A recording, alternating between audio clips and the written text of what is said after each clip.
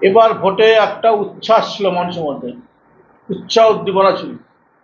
আর সবচেয়ে বড় কথা যে বহু বছর বাদে আমরা এবার ভোটটা পিসফুলি দেখলাম।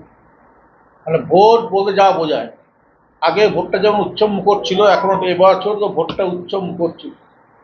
ভোটে কোনো রকম গোলমাল আশঙ্কা হয়নি, চুরি ছিনতাইয়ের হাজার কিচ্ছু হয়নি, বুথ জাম হয়নি, দারুণ ভোট হয়েছে, এটা বলতে পারি। সেই জন্য স্বতঃস্ফূর্ত ভোট হচ্ছে, ভোটও প্রচুর পোলিং হচ্ছে। কেউ কেউ বলছে যে যারা বাইরে আছে, চাকরিরত অবস্থা, পড়ুয়ারা, আবার পরিযায়ী শ্রমিকরা, সবাই আসছে ভোট দিতে। আর ট্রেনে জায়গা থাকে না, ছিল না এবার, মানে এমন ভিড় ছিল ট্রেনে। সেই জন্য ওটা একটা কাজ হতে পারে।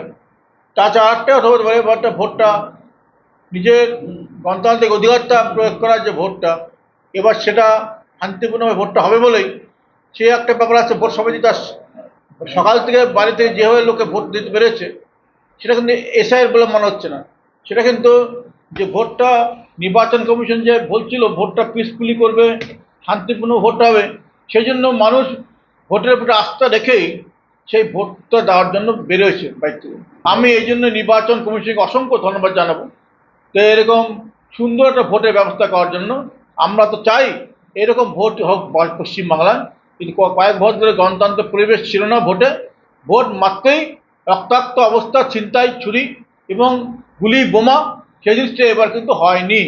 এটাই আমাদের বিশেষ তাৎপর্য।